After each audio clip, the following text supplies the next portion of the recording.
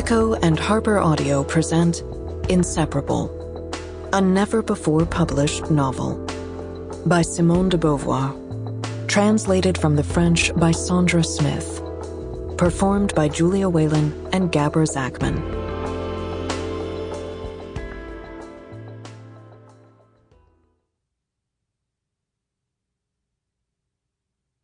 To Zaza. If I have tears in my eyes tonight, is it because you have died, or rather because I'm the one who is still alive? I should dedicate this story to you, but I know that you are nowhere now, and that I am speaking to you here through literary artfulness.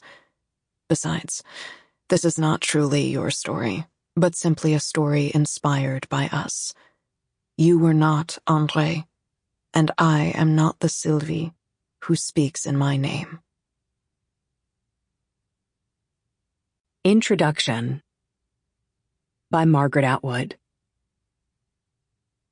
How exciting to learn that Simone de Beauvoir, grandmother of second-wave feminism, had written a novel that had never been published. In French it was called Les Inseparables, and was said by the journal Les Libraires to be a story that follows with emotion and clarity the passionate friendship between two rebellious young women. Of course I wanted to read it, but then I was asked to write an introduction to the English translation. My initial reaction was panic. This was a throwback.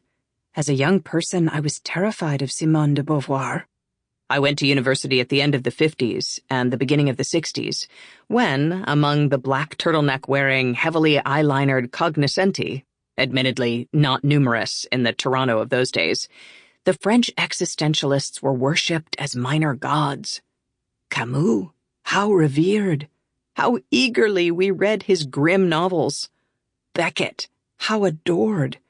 His plays, especially Waiting for Godot, were favorites of college drama clubs. Ionesco and the theater of the absurd, how puzzling! Yet his plays, too, were often performed among us, and some, such as Rhinoceros, a metaphor for fascist takeovers, are increasingly pertinent. Sartre, how bafflingly smart, though not what you'd call cute. Who hadn't quoted hell is other people? Did we recognize that the corollary would have to be heaven is solitude? No, we did not. Did we forgive him for having sucked up to Stalinism for so many years? Yes, we did, more or less, because he'd denounced the invasion of Hungary by the USSR in 1956, then had written an incandescent introduction to Henri Alleg's The Question, 1958, an account of Alleg's brutal torture at the hands of the French military during the Algerian War, a book banned in France by the government, but available to us in the boonies, as I read it in 1961. But among all these intimidating existentialist luminaries, there was only one female person. Simone de Beauvoir. How frighteningly tough she must be, I thought, to be holding her own among the super-intellectual, steely-brained Parisian Olympians. It was a time when women who aspired to be more than embodiments of assigned gender roles felt they had to comport themselves like macho men, coldly, with avowed self-interest, while seizing the initiative, even the sexual initiative. A bon mot here, a slapping away of a wandering hand there, an insouciant affair, or 2 or 20, followed by cigarettes, as in films. I never would have been up to it, struggling as I was with the lesser demands of the college debating club. In addition to which, smoking made me cough. As for those dowdy wartime suits with the durability and the shoulder pads, those would have been far too high a price to pay for a room of one's own. Why was Simone de Beauvoir so frightening to me?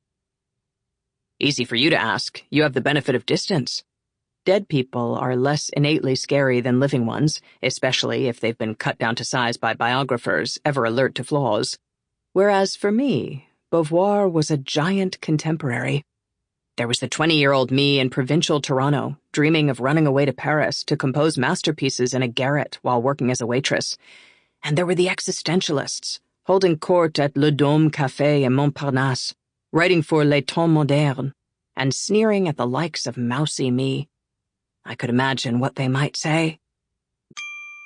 Sample complete. Ready to continue?